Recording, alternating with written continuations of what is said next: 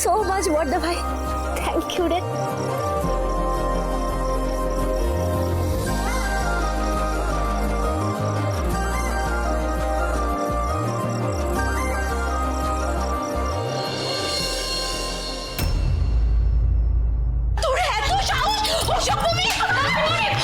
মনি কি করছো কি তুমি?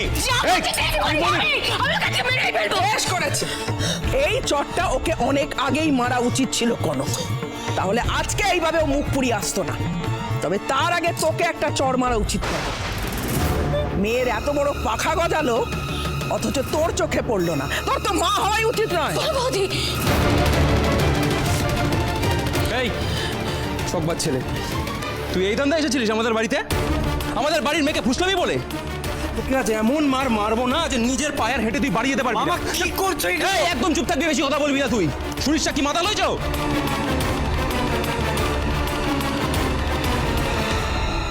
তুমি দেখতে পাচ্ছ আমাদের মেয়েটাকে আমি মানুষ করতে পারিনি। এই, আজকে তোর জন্য এই পরিবারের মুখটা পুড়লো। হ্যাঁ, তুই জানিস না তুই এইসব করার আগে কিছু ভাবলি না আমাকে সবার কাছ থেকে কত কি শুনতে হবে। হ্যাঁ, ওসব বলছে আমার মেয়ে তোকে আপনি কি করছেন? ওর কোনো দোষ আছে নাকি? কাউকে ভালোবাসে কি অপরাধ পিসিমণি? এই, তুমি একদম বাজে কথা বলবে না। ধরাকে সরা জ্ঞান করছো তাই না? তুমি সব ব্যাপারে তোমার মুখ ছোটাতে হবে। আমাদের গাঙ্গুলি বাড়ির একটা নিয়ম আছে, এখানে এই সমস্ত অসভ্যতামি, লুকিয়ে লুকিয়ে প্রেম, এগুলো কালচার নয়। আমাদের বাড়ির ছেলেমেয়েরা নিজেরা পছন্দ করে বিয়ে করে না। মা আমি একটা কথা বলি, আমার রনির যদি ভালো ছেলে হয় তাহলে পায়েল যদি সারা জীবন ওর সাথে ভালো থাকতে পারে, কাটাতে পারে জীবনটা, তাহলে প্রবলেমটা কোথায় মা? কৃষ, তুই বলছিসটা কি? তোর মাথা ঠিক আছে তো? কি চাইছিস তুই? হাত পা বেঁধে তোর বোনকে জলে ফেলে দিতে? এই ছেলেটার সাথে পাইলে বিয়ে দিতে চাইছিস? কি জানিস এই সম্পর্কে? তোমরা বা কি জানো? তাছাড়া যদি ভালো ঘরের ছেলে হতো তাহলে বাবা মাকে সাথে নিয়ে আসতো বিয়ের কথা বলার জন্য।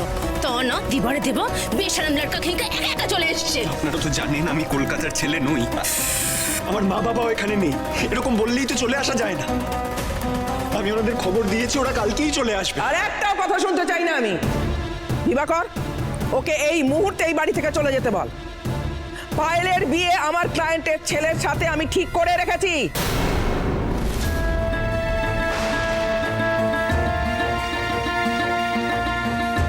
না, রনি ছাড়া আমি আর কাউকে বিয়ে করব না।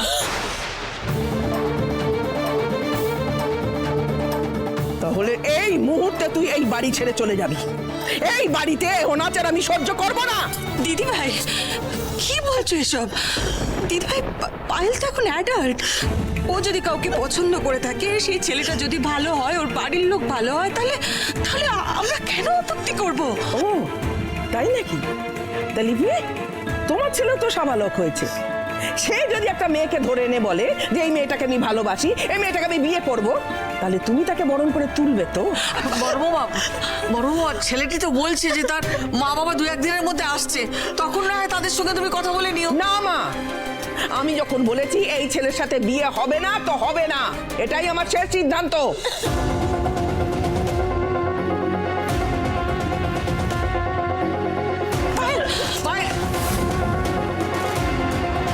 দিবাকর, এ ভাই, গেট ওদিকে, চলো বেরো। মামা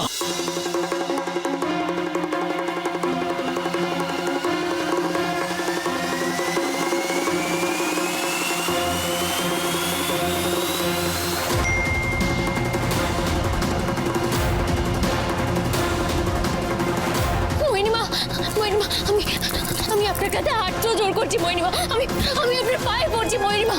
ওদেরকে এভাবে তাড়িয়ে দেবেন লাই, রনিকে তাড়িয়ে দেবেন লাই মহিনিমা। সে পায়েল আর রনিটাকে আপনাকে ভালোবাসে, তাদের বিয়া টুলা হলে পায়েলের জীবনটা নষ্ট হয়ে যাবে মহিনিমা।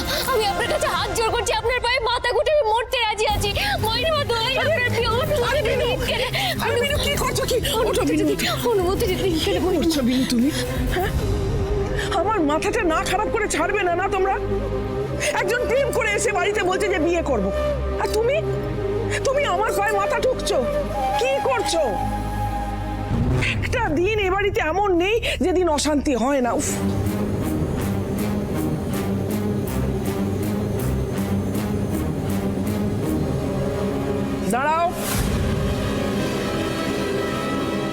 কোথায় যাচ্ছ তুমি?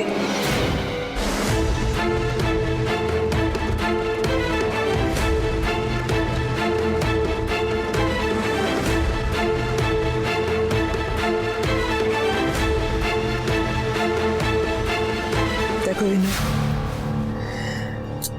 এর আগে তোমার অনেক কথা না শুনে আমি অনেকবার ভুল করেছি, তার জন্য পস্তেছি। আর সেই ভুলটা আমি করতে চাই না।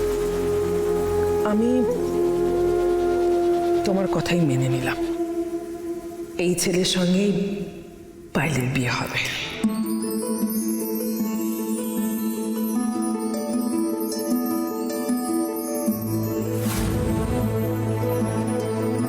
সত্যি ময়ূরিমা, সত্যি কেন আপনি আপনি আপনি অনুমতিটা দিচ্ছেন?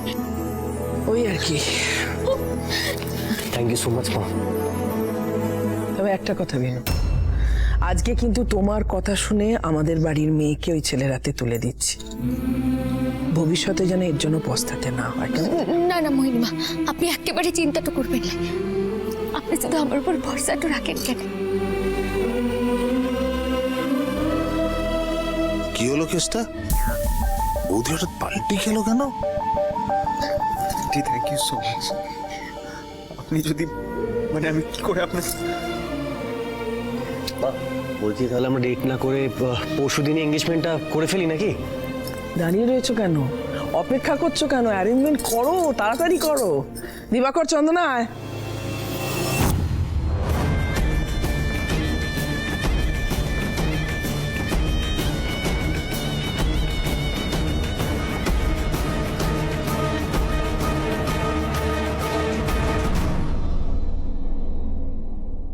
একদম সঠিক জায়গায় পৌঁছে দেব। সৌরি বেবির ঘরটাতে কেউ আছে নাকি? কেমন একটা কথাবার্তার আওয়াজটা পাচ্ছি।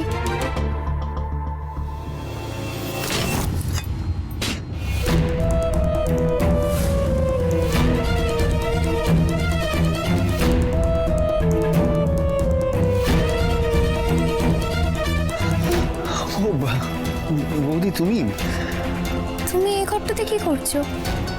আমি তো ভাবলাম তুমি পায়েলের ঘরে। হ্যাঁ বৌদি, আমি আসলে পায়েলের ঘরেই যাচ্ছিলাম, কিন্তু আমি না হঠাৎ দেখলাম উনি হুইল চেয়ার থেকে পড়ে গিয়ে কান্নাকাটি করছেন। তাই আমার মনে হলো ওনাকে অ্যাটলিস্ট বসিয়ে একটু শান্ত করে যাওয়া উচিত।